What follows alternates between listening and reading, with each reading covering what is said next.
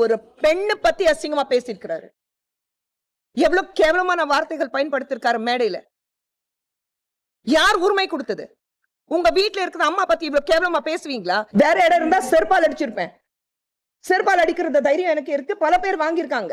செருப்பால் அடிக்கிற தைரியம் இருக்கு. ஆனா அவ்வளவு கீழ்த்தனமான ஒரு ஆம்பளை பார்த்து நான் செருப்பால் அடிக்க விரும்பல. ஏன்னா ஏன் செருப்பு நான் அழுக்கு பண்ண மாதிரி ஆயிடும். இந்த மாதிரி ஆம்பளைங்க முட்டிக்கு முட்டி தட்டினாதான் புத்தி வரும். முட்டிக்கு முட்டி தட்டினாதான் புத்தி வரும். இல்லன்னா அது வரைக்கும் புத்தி வராது. கேள்வி கேட்கறது ஒண்ணுதான். ஒரு பெண்ணு பார்த்து அவதூறமாக கேவலமாக இழிவாக பேசுறதுக்கு யார் உங்களுக்கு உரிமை கொடுத்தா நான் கேட்கிறேன். கட்சியில இருக்கிறவங்க யாராவது இல்ல வேற கட்சியில இருக்கிறவங்க யாராவது உங்க குடும்பத்துல இருக்கிற ஒரு பெண்ணை பத்தி இப்படி அவதூறமா பேசினா நீங்க சும்மா இருப்பீங்களான்னு கேட்கிறேன்.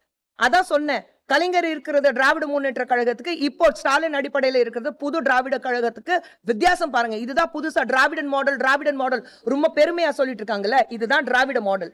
பெண்கள் இழிவாக பேசுறதும், பெண்களை பார்த்து ஒரு ஆப்ஜெக்டிஃபை பண்றதும், இல்ல பெண் என்னுடைய ப்ராப்பர்ட்டி நான் எப்படி வேணாலும் ட்ரீட் பண்ணுவேன், அப்படி பண்ண வேண்டாம். உன் வீட்டு பெண்ணை நீ எப்படி பாத்துக்கணும்னு ஆசைப்படுறியோ அதே மாதிரி குடும்பத்துல மட்டும் இல்ல வெளியில இருக்கிற எல்லா பெண்களும் அப்படி பாக்குறத ஆரம்பிக்கணும். இது யாரால கேள்வி கேட்க முடியாதுன்னா கேள்வி நான் கேட்பேன்.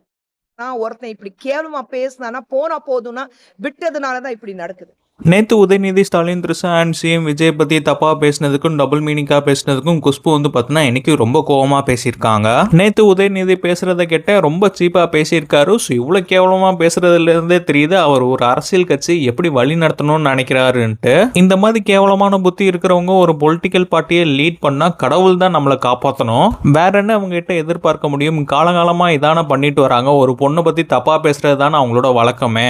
இதை நார்மலைஸ் பண்ணுற கூட்டத்தை பார்த்தாலே தெரியும் இது எவ்வளவு கேவலமான ஆட்கள்ன்றது. கை தட்டுறது விசில் அடிக்குதுன்னு சொல்லிட்டு பண்ணிட்டு இருக்காங்க. பெண்களை மதிக்கணும். இந்த மாதிரி கேவலமாலாம் பேச முடியாது. உங்களால ஜெயிக்க முடியலன்னா உடனே நீங்க பர்சனல் அபியூஸை பண்ண ஆரம்பிச்சிருவீங்க, டபுள் மீனிங்ல பேசுவீங்க, அண்ட் அது மட்டும் இல்லாம ஆபாசமா பேசுவீங்க. உதயநிதியும் அவரோட அப்பவும் இதுதான் காலகாலமா பண்ணிட்டு வந்தாங்க.